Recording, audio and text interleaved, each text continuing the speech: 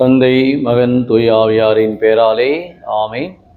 கிறிஸ்து இயேசுவுக்குள் பிரியமான சகோதர சகோதரிகளே, ஒரு விவசாயி ஒருவர் தன்னுடைய இல்லத்திலே அருமையான ஒரு தோட்டத்தை வைத்து பராமரித்து வந்தார்.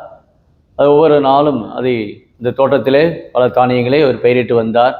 அப்பொழுது எதிர்பாராத விதமாக ஒரு கழுகு வந்து ஒவ்வொரு நாளும் அவர் போட்ட அந்த தானியங்களை வந்து தின்றுவிட்டு செல்லுகின்றது. இதனால் இவருக்கு மிகுந்த ஒரு வருத்தம்.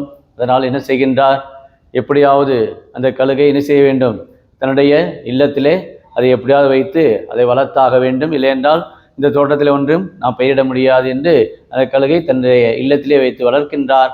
அதற்கு உண்டான எல்லா உணவுகளையும் அதற்கு கொடுக்கின்றார். அதை தின்று நன்றாக அந்த கழுகு வளர்ந்து வருகிறது. என்னென்ன தேவையோ அந்த கழுகு எதையெல்லாம் விருப்பப்படுகிறதோ அதெல்லாம் அந்த கழுகுக்கு அவர் விரும்பிய வண்ணமே கொடுக்கின்றார். ஆனால் ஒரு சில காலகட்டங்களிலே இந்த விவசாயி வறுமை அடைகின்றார். மிகுந்த வறுமை நிலையில் இருக்கிற பொழுது அவரால் உணவு கொடுக்க முடியவில்லை. இந்த சூழ்நிலையை அந்த கழுகால் புரிந்து கொள்ள முடியவில்லை. அது என்ன செய்கிறது, இவர் வைத்து கொண்டு வஞ்சகம் பண்ணுகிறார், எனக்கு ஒன்றும் தரமாட்டுகிறார் என்ற அந்த எண்ணத்திலே அவர் அந்த தானியங்களை கொடுக்கின்ற பொழுது அவருடைய கையிலே கொத்தி அவருக்கு காயத்தை உண்டு பண்ணி விடுகிறது. இதுதான் இன்றைய மனித வாழ்விலே ஒவ்வொருவரும் எதிர்பார்த்து ஒவ்வொரு காரியங்களையும் நாம் இருக்கின்ற அந்த சூழ்நிலை ஒருவர் மற்றவரை புரிந்து கொள்வதில்லை. ஆனால் இன்றைய நாளிலே நம்ம திருத்தூதர் பர்த்திலேமேயு பிலிப் என்ற திருத்தூதரால் அவர் அழைக்கப்பட்டவர் இயேசுவிடம். அப்பொழுது நாசரேத்திலிருந்து நல்லது எதுவும் வரக்கூடுமோ என்றெல்லாம் ஒரு ஐயப்பாடோடு கேட்கின்றார், சந்தேகத்தோடு கேட்கிறார். இருந்தாலும் பிலிப் நம்பிக்கையோடு சொல்லுகிறார். காரணம், அவர் திருமுழுக்கு யோவானுடைய சீடர். காரணம், அந்திரேயா, பிலிப் இவர்கள் எல்லாம் இயேசுடைய இந்த வருகை, இயேசுதான் நம்முடைய மீட்பர், இயேசுதான் மெசியா, இயேசுதான் இறைமகன் என்றெல்லாம் அவர்கள் ஏற்கனவே அவர்கள் போதனைக்கு உட்பட்டவர்கள், ஆட்கொள்ளப்பட்டவர்கள். அந்திரேயா, பிலிப் அந்த நம்பிக்கையிலே வந்து பாரியா அப்படி என்று ஒரு உரிமை குரலோடு சொல்லுகிறார். அந்த வார்த்தையை கேட்டு இவர் இயேசுவை அறிகின்றார். இவர்தான் வர இருக்கின்ற இஸ்ராயேலர், இவர்தான் மீட்பர், இவர்தான் இறைமகன் என்று சாட்சி பகர்கின்றார். காரணம், இயேசு அவரை அறிந்து கொள்கின்றார்.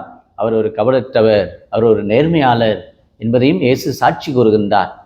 இது எப்படி என்று பார்க்கிற பொழுது சொல்லுகிறார், நீ உன்னை பிலிப் அழைத்த போது நீ அத்திமரத்தின் கீழ் நின்று கொண்டிருந்தாய், அப்போதே நான் உன்னை கண்டுகொண்டேன் என்று சொல்கிறார். அத்திமரம் என்று சொன்னாலே ஒரு செழித்தோங்கக்கூடிய ஒரு நிலை, ஒரு வளமையான ஒரு நிலை. அத்திமரம் என்று சொன்னாலே ஒரு இறையாட்சி, ஒரு வரக்கூடிய ஒரு அர்த்தத்தை விவிலியமானது நமக்கு கொடுக்கின்றது.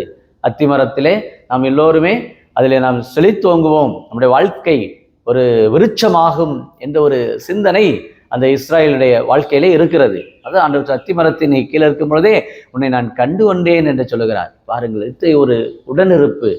அப்பதான் அவருடைய ஆட்கொள்ளப்பட்டவர் தான் இந்த பர்த்திலேமேயு. இயேசுவை நற்செய்தி அறிவிக்க இந்தியாவுக்கு மத்திய பகுதியிலே அவர் இந்தியாவுக்கு வந்தார், வருகை தந்தார், இறைவார்த்தை அறிவித்தார்.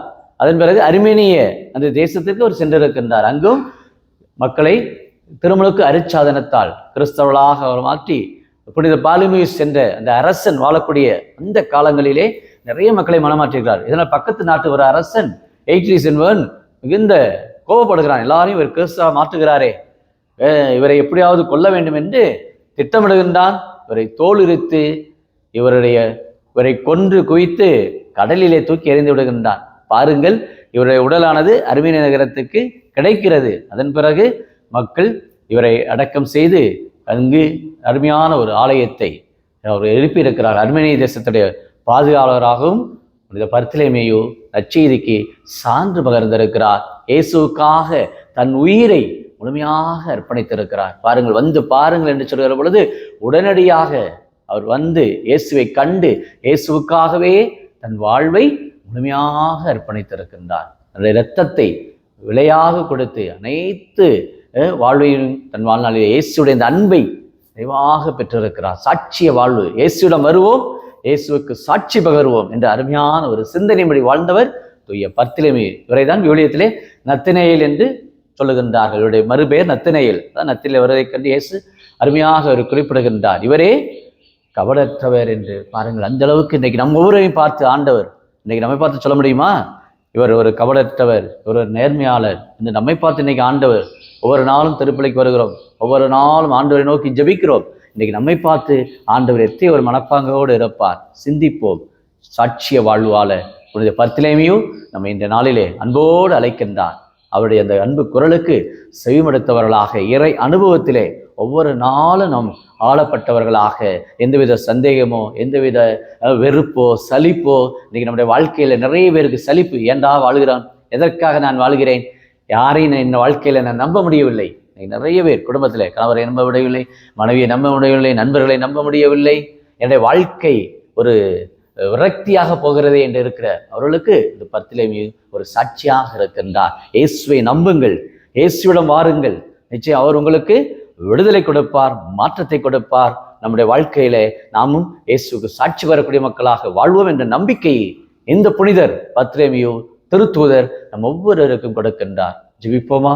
அன்பின் பரலோக பிதாவே, அப்பா இயேசுவே, திருத்தூதரான புனிதர் பர்த்திலேமியு இந்தியாவுக்கு வருகை தந்து மத்திய கிழக்கு பகுதியிலே அருமையான பணிகளை செய்து அர்மேனிய தேசத்திலும் நிறைய மக்களை மனமாற்றி திருமலுக்கு அருட்சாதனத்தால் நிரப்பியிருக்கிறார். ஏசப்பா, நீரே எங்கள் ஒவ்வொருவரையும் வழிநடத்துவீராக. நாங்களும் நட்சியின் தூண்டுதலால், இறை நம்பிக்கையால் ஒவ்வொரு நாளும் நாங்கள் வளர, எங்களுடைய கவலைகள், எங்களுடைய பிரச்சனைகள், எங்களுடைய வாழ்க்கையில் இருக்கிற பல்வேறு தடுமாற்றங்கள், விரக்தி, தனிமை அனைத்திலும் நாங்கள் விடுபட்டு உண்மையிடம் நாங்கள் தேடி வர, ஆண்டவரை தேடுங்கள் நீங்கள் வாழ்வில் இருந்து ஆமா சொல்வது போல திருப்பால் 34:10 சிங்க குட்டிகள் பட்டினி கிடந்தாலும் ஆண்டவரை தேடுவோருக்கு ஒரு நாளும் நன்மை குறைபடாது என்பதற்கிறாங்க. இந்த யூடியூப்ல ஜெபிக்கிற அநேக குடும்பத்தார் இந்த நாள் திருத்தூதர் பர்த்திலேமியு திருநாளிலே உண்மை தேடி வர, உண்மையிலே வாழ்வு, உண்மையிலே மீட்பு, நீரே எங்கள் ஆண்டவர், நீரே எங்கள் இறைமகன் என்று நாங்கள் ஒவ்வொரு நாளும் நாங்கள் சாட்சி பகர எங்களுடைய குடும்பங்களை ஆசிரியக்க முடியாகும் வேண்டுதல், விண்ணப்பங்கள், எதிர்பார்ப்புகள் இந்த நாளில் ஒப்புக் கொடுக்கிற ஒவ்வொருவருக்குமே மறை சாட்சிகளாக தங்களுடைய வாழ்க்கையை அர்ப்பணித்துக் கொண்டு இருக்கிற அநேக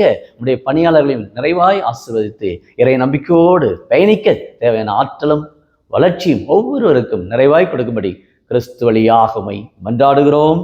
ஆமென்.